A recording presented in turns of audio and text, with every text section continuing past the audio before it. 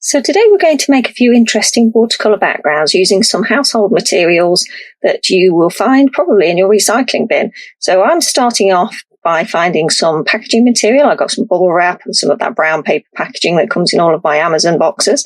I'm also using some of the back of some sticker paper because that always gets chucked away and it can't be recycled. I like to scrunch that up because that makes a super texture. I'm also going to be picking out some things like straws and a skewer, which has a lovely point, and also a chopstick. So I'm using green paints predominantly today, and I have listed those, the ones that I'm using, in the description, but I'm using Winsor & Newton Professional watercolours today, and these green paints are absolutely gorgeous. I'm also mixing a little bit of cerulean blue in with those because I particularly do like that blue shade. So this is some of the cardboard packaging that I picked out of my recycling bin, and it's got that gorgeous striped texture if you put that onto your paint. If you add your paint onto your paper, I'm just putting it on wet on dry paper, so it's not soaked in particularly, but of course you could do wet on wet and just add a little bit more water on there as well. And then just this gives a lovely striped texture. You can make it darker and more prominent the more you do, but I want a nice light texture here. And what I'm doing there is getting my skewer and I'm just scraping that along the page, and that's making some lovely indents in there. And this is such a lovely technique to do. These are all going to be part of my library of techniques so that I've got something to refer back to. And I encourage you to do the same. Just collect yourself a few little bits of paper, do some techniques on there, and then just keep them in a scrapbook or in some of those little punched pockets. And then you've got something to refer to if you want a little bit of inspiration sometime. So again, I'm just adding a little bit of paint on there, just wet on dry, and then I'm getting the bubble wrap. Now, I absolutely love this texture. I just fold it up so I've got a little bit more to handle, and then just put it on the bottom part of the paper and give it a bit of a squish around. And then the top part, I'm using the back of the sticker paper and just scrunching that up and adding that on the top. And you'll see the difference in the textures there that we get when we pull those off. These are fantastic for making backgrounds for things like landscapes or seascapes. Just make some really nice different textures. Also really great if you are doing some doodling over your watercolour, as you know I like to do as well. So I'm adding a little bit more green there. I'm trying to go for some slightly different shades when I do this, so that I've got a little bit of variety to play with later on. This is the Amazon packaging that I'm just scrunching up there and just using it to remove some of the paint, and you can see the lovely texture that I'm getting there. Now, I am using my heat gun to dry in between some of these practices. The idea is that I can't be bothered to wait around for them to dry naturally, and I am then just layering on some paint, and I'm using that sticker paper there as a bit of a template or a stencil. And I'm just using the edge there, the torn edge there, and just stroking my paintbrush across the top of it just to make some formations there with the paint. And I'm not going to throw the sticker paper away at this point, so it's made some absolutely lovely shapes there, and I'm going to put that to one side to dry. But I'm going to use the sticker paper now, and I'm turning it over just because I don't want to waste that paint. And then I am just going to dab it onto the next piece of card, and that just makes some lovely little sort of splotches in the middle of the card.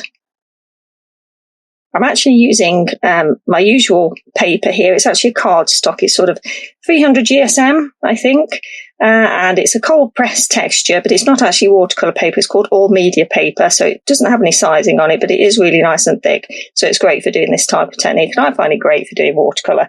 It's not an expensive paper, so I really like to use this, and I find it just as good as normal watercolour paper for doing this type of technique.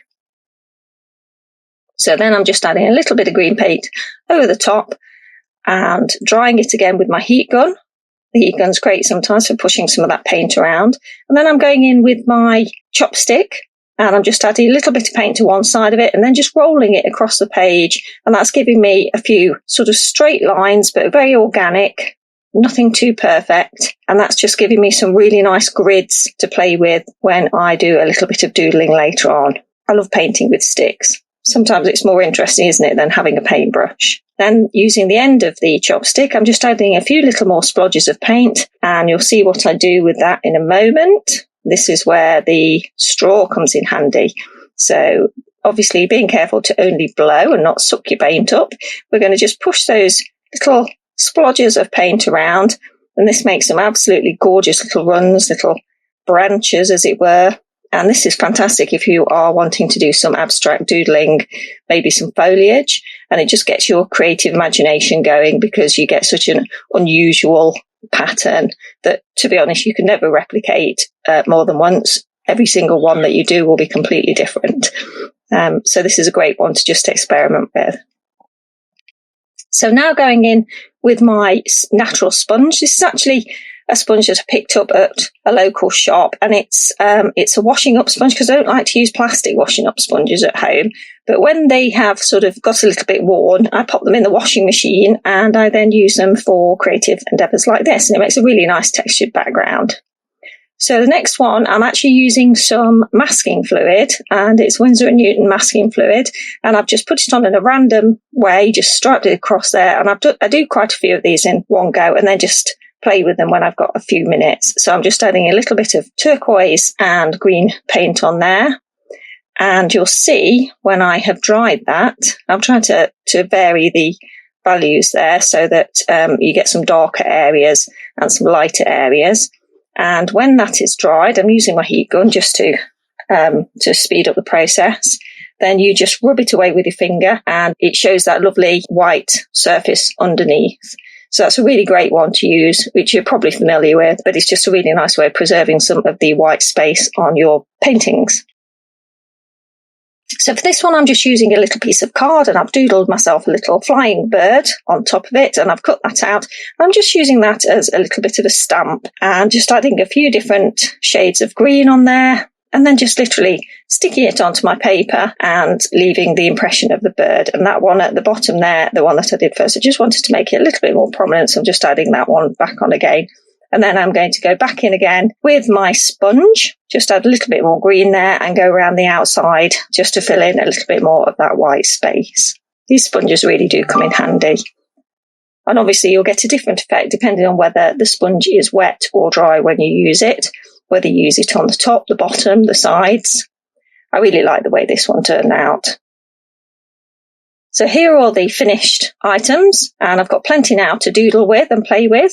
Of course, we could use inktense as well and use these for textile work. Some of them are lighter than others. That one needs a little bit more contrast. And now you can tell that I've been using my iPhone and my iPad for filming. So I'm afraid the colours may be slightly different on some of the screens that you're seeing. Anyway, I hope you enjoyed this. And if you did, give me a thumbs up. And I look forward to seeing you in the next video. Take care. Bye.